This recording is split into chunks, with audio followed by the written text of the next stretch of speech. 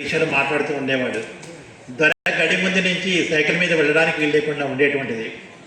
ఆ పరిశ్రమలు చెప్పాడు.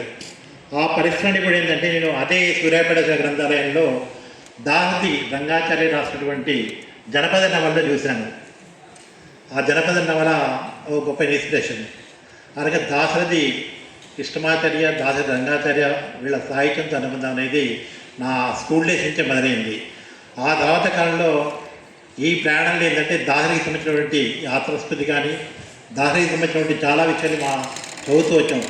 ఆ రుబాయిలు కానీ, గజల్స్ కానీ, గాలిబ్ ఇవన్నీ కూడా ఏంటంటే చదువుతూ వచ్చాము. గత కొన్నేళ్ల క్రితమే నాకు దాశరథి గురించి రాయాల్సి వచ్చినప్పుడు ఏంటంటే, నాకు ముందుగా దాశరథితో వేరే సందర్భంలో రాసినప్పటికీ ఏంటంటే, గంటా జలంధర్ రెడ్డి ఒక దాశరథి మీద ఒక సంచిక తీసుకొచ్చాడు, ఒక ప్రత్యేక సంచిక. దాని గురించి రాసినప్పుడు ఏంటంటే, అందరు కవిత్వం గురించి రాస్తున్నారు, మీరు వచనం మీద రాయండి అన్నారు.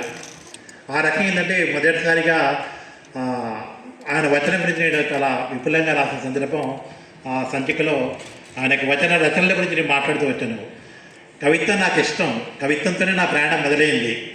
వచనం మరణం అనేది కార్యక్రమంలో జరుగుతూ వచ్చింది. అంటే నేను సాహిత్యాన్ని ప్రేమించాను, రాజనీతి శాస్త్రాన్ని ప్రేమించాను, సమాజం పట్ల నాకు ఇష్టము ఉంది. నన్ను అందుకే చాలామంది అడిగేవాళ్ళు, తెలుగు సాహిత్యం చేయకుండా రాజనీతి శాస్త్రం పోవడానికి కారణం ఏంటంటే, తెలుగు సాహిత్యం ఎలాగో ఇష్టంతో చదువుతాము, కానీ రాజనీతి శాస్త్రం కూడా చదవడం అనేది అంటే మా ఫాదర్కున్న పోరాట నేపథ్యం కానీ ఇవన్నీ కూడా తోడ్పడ్డాయి. కాబట్టి ఆ రంగా అటువైపు కూడా వచ్చాము. నాకు ఉస్మానియా యూనివర్సిటీ గ్రంథాలయం కూడా చాలా పెద్దటిది. ఒక 1985-90ల కాలంలో ఇక్కడ ఉన్న కాలం ఏంటంటే, అది ఒక ఉజ్వలమైనటువంటి కాలం, ఇక్కడ చాలా ఉద్యమైనటువంటి కాలం. ఆ కాలంలో ఉన్నటువంటి గొప్ప అనుబంధం, సాహిత్యము, సమాజము, విప్లవోద్యమాల కాలము. అప్పుడే గద్దరన్న కడే ఆ మీటింగులను చూసాము, కాడోజును చూసాము. ఈ కార్యక్రమంలో ఏంటంటే వచనము రాస్తూ వచ్చాము, కవిత్వము రాస్తూ వచ్చాము, పత్రికలకు రాయడము, పత్రికల్లో పనిచేయడము, చదువుతూనే పత్రికల్లో పనిచేయడం కూడా చేస్తూ వచ్చాము. ఇవన్నీ కూడా గొప్ప ఇన్స్పిరేషన్.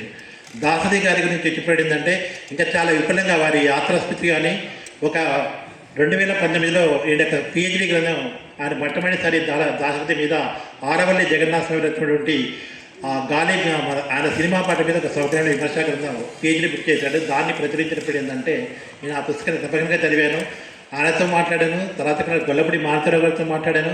ఇవన్నీ చెప్తుంటే ఆయన జీవితంలో విస్తృతి, వైశాల్యం చాలా తెలుస్తూ వచ్చింది. ఆయన సంబంధించి అంటే మా 80ల కాలం నుంచి మొదలుపెట్టుకుంటే ఇప్పటివరకు ఏంటంటే నిత్యం ఆయనతో అనుబంధం ఉన్నవాళ్ళు, ఆయన అధ్యయనం చేస్తున్న వాళ్ళు, ఇవన్నీ ఒక తెలంగాణ వైతాళికుడిగా, ప్రభుత్వం ధిక్కరించిన వాడిగా, పాలకుల పట్ల ఒక నిరసన వ్యక్తం అంటే నిరంకుశమైన పాలన పట్ల ఒక నిరసన రావం అనేది ఆయన ఎట్లా చేస్తూ వచ్చాడో, జీవితం అంతా కూడా ఆయన ఆకాశంలో ఉద్యోగం చేసిన, సినిమాల్లో పాటలు రాసిన, ఆయన పాండిత్యం కానీ ఆయన సారాంశం, సాహిత్య సారాంశంలో చెప్పండి ఒక ధిక్కారం అనేది నాకు ప్రధానంగా కనిపించింది. మేము అందుకని శతజయంతి సందర్భంగా ఒక పాలపిట్ట సంచిక తీసుకొచ్చినప్పుడు ఏంటంటే, దానికి హెడ్డింగ్ పెట్టింది కూడా ఏంటంటే ధిక్కారం దాశరథి మూర్తిమత్వం అని పెట్టాము. ఎందుకంటే ఆయన 20 ఏళ్ళ లేని కాలంలో ఏంటంటే నిజాం రాజు దుర్మార్గాన్ని నిరసించిన కవి దాశరథి కృష్ణమాచార్య. అందుకోసం జైలుకు వెళ్ళడానికైనా ఆయన సిద్ధపడ్డారు. ధిక్కారం ఆయన జీవనతత్వంలోనే ఉంది. అధికారంలో ఉన్న దుర్మార్గాలను తిగనాడుతూ జనాల్లో తిరుగుబాటు చైతన్యాన్ని ప్రొడ్యూస్ చేసిన ఒక మహాకవి, తెలంగాణ వైతాళికుడు దాశరథి కృష్ణమాచార్య. అలాగే సుదీర్ఘకాలం నైజాం వ్యతిరేక పోరాటం, తెలంగాణ సాయుధ పోరాట చరిత్ర చూసినప్పుడు ఏంటంటే, సుదీర్ఘకాలం పాటు జైల్లో ఉన్న రచయితలు ఇద్దరే, కవుల్లో రచయితలు ఇద్దరు కనిపిస్తారు. మొదటి వ్యక్తి వట్టికోట ఆడవలసం అంటే తర్వాత దాశరథి కృష్ణమాచార్య మొదటివాడు.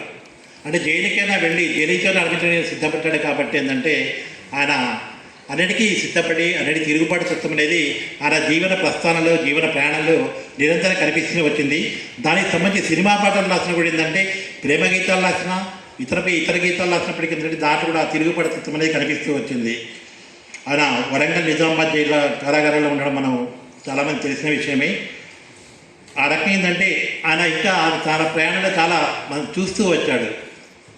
ఒక దేశానికి స్వంత రావడం కానీ, హైదరాబాద్ విమోచన కానీ, ఆ తెలంగాణ రాష్ట్రపతి కానీ, తెలంగాణ సాహిత్యోద్యమాల, తెలంగాణ రచయిత కానీ, వీటన్నిటిలో క్రియాశీలమైన పాత్ర వహించడం అనేది మనం చూస్తున్నాము. అలాగే నాకు బాగా ఆయన సాహిత్య స్ఫూర్తిని మనం ఏ రకంగా తీసుకోవాలన్నప్పుడు ఏంటంటే ఆయన పలు భాషలకు సంగస్థలిగా ఉన్నాడు.